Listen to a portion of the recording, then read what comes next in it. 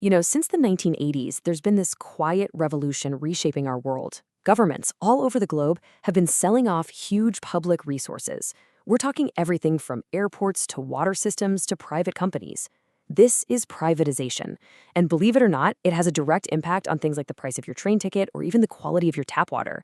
So, what's the playbook behind one of the biggest, most controversial economic shifts of our time? Let's get into it. It seems like a simple question, right?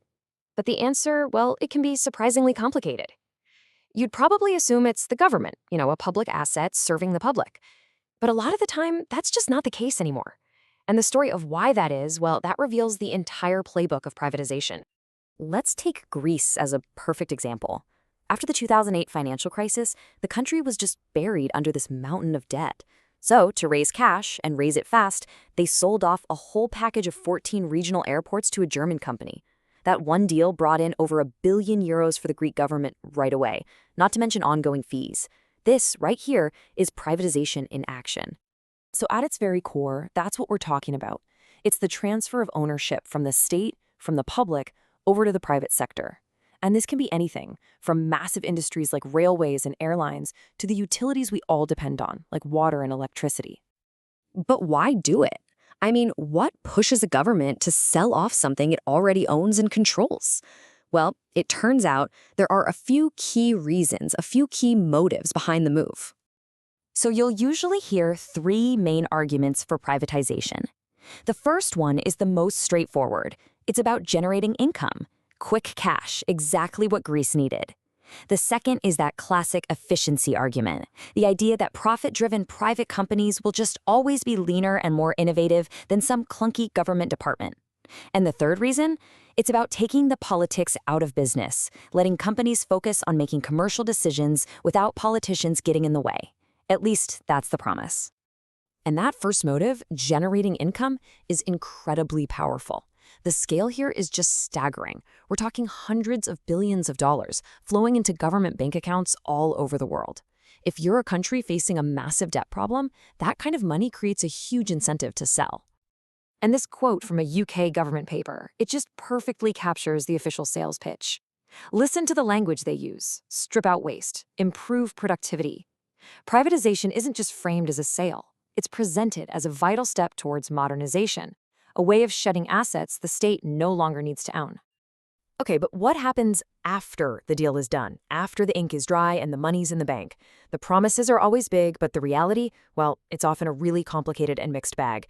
There are clear winners and there are clear losers. So let's really dig in and look at the impact. And let's start with the two groups who feel the effects most directly. Us, the customers who use these services, and the employees who provide them. For us consumers, the promise is always lower prices because of healthy competition. But what happens when you privatize something that's a natural monopoly, like a railway line? The result usually isn't more competition. It's a private monopoly that can jack up prices. Just look at the UK. After privatization, a rail pass from Chelmsford to London skyrocketed from under £1,000 to almost $3,600. That's a huge hit to the wallet. And it was a pretty similar story for another essential utility, water. I mean, just look at these numbers from the UK.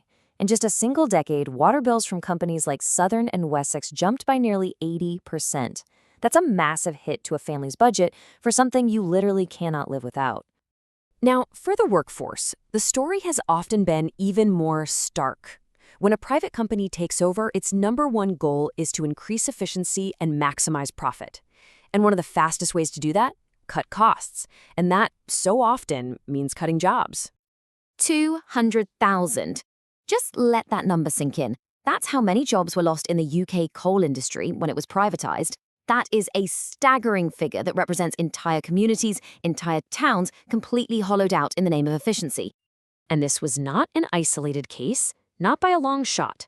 British Telecom cut over 100,000 jobs. British Steel let go of a quarter of its entire workforce. The rail industry saw tens of thousands of layoffs. The pattern is pretty undeniable. For a huge number of workers, the drive for private efficiency meant getting a pink slip. Okay, so we've seen the impact on people, on consumers and workers, but what about the businesses themselves? And what about the government's bottom line? Does privatization actually deliver on its promises there? So, the argument for privatization is that private companies, once they're freed from all that government bureaucracy, just perform better. And there's some evidence for that. British Telecom's profits more than doubled after it was sold. But the flip side is that creating a private monopoly can completely kill the incentive to innovate. Think about it. If your customers have nowhere else to go, your profits can soar, even if your service totally stagnates. This chart looking at firms in China gives us a bit of a broader view. And it shows that, on average, the non-state-owned firms, the private ones, deliver a higher rate of return. This is exactly the kind of data that's often used to argue that the private sector is just flat out better at running businesses. So what about the government's own finances? It's a really complex trade-off. The pros are obvious, right? You get a massive one-time injection of cash, plus you get future tax revenue from the company's profits. But the cons? The cons can have really long-lasting consequences. There's always the risk of selling the family silver too cheaply, but maybe even more critically, the government permanently gives up control over industries that could be vital for the country, things like energy or communications. So when we put it all together, we see this huge gap between the promise and the reality. The playbook promises this amazing world of efficiency, more choice, and better public services. But the real, lived experience for so many people has been widespread job losses, steep price hikes, and this feeling that essential services are being run for profit, not for the people. And that brings us to the fundamental question at the heart of this whole debate. When it comes to the essential pillars of a society, its water, its transport, its energy, what is the right balance between serving the public good and generating private profit? The answer is far from simple, and it's a question countries all around the world are still wrestling with today.